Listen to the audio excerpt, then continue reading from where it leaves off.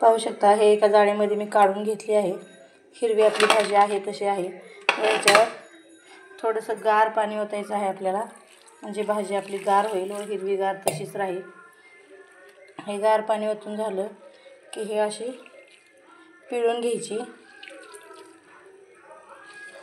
फक्त लसणाची फोडणी आपण देणार आहोत।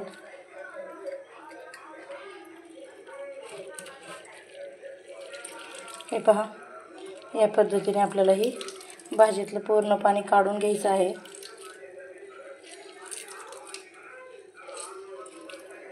भाजीतलं पूर्ण पाणी काढून झालं की आपण हा गोळा असा सुट्टा सुट्टा करून घेणार आहोत।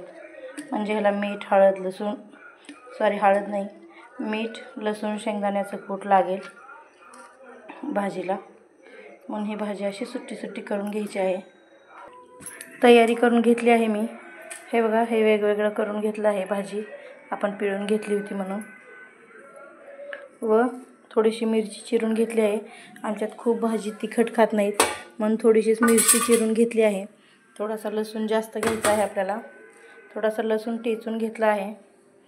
व आता या भाजीवर आपण मीठ टाकून घेणार आहोत चवीपुरतं। थोडंसंच मीठ टाकायचं आहे आपल्याला व थोडंसं शेंगदाण्याचं कूट टाकायचं आहे। भाजीवरच आपण टाकून घेणार आहोत शेंगदाण्याचं कूट पण।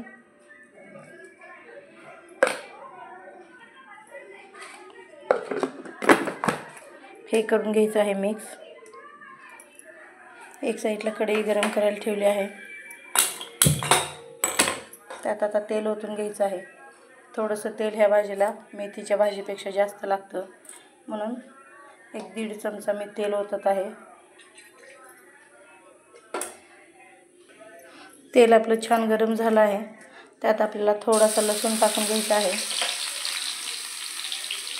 लसूण आपल्याला सोनेरी होईपर्यंत परतून घ्यायचा आहे। फक्त मिरची व लसूण घालून ही भाजी बनवत आहोत आपण। व थोडासा शेंगदाण्याचा कूट पण, मिरची पण टाकायची आहे। तुम्ही खूप तिखट खात असाल तर मिरचीचा तुम्ही ठेचा बनवून पण टाकू शकता, म्हणजे आपल्या भाजीला तिखटपणा येईल थोडासा।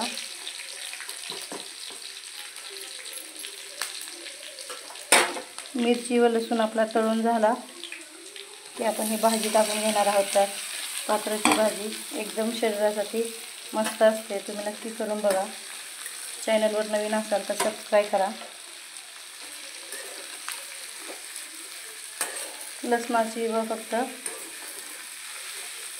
मिरचीची फोडणी देऊन बनवलेली भाजी आहे ही भाजी फक्त पावसाळ्यामध्ये मिळते।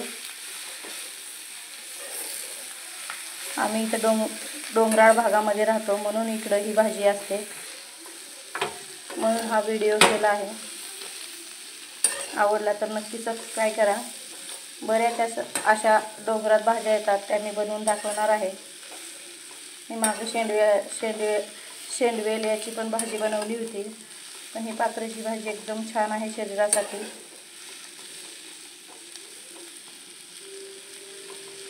मस्त असे आपल्याला 1-2 मिनिट परतून घ्यायची आहे।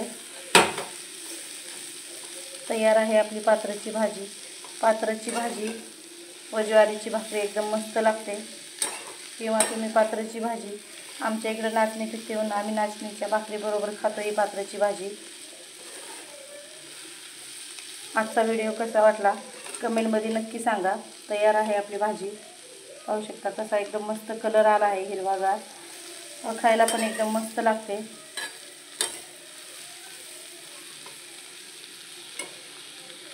धन्यवाद।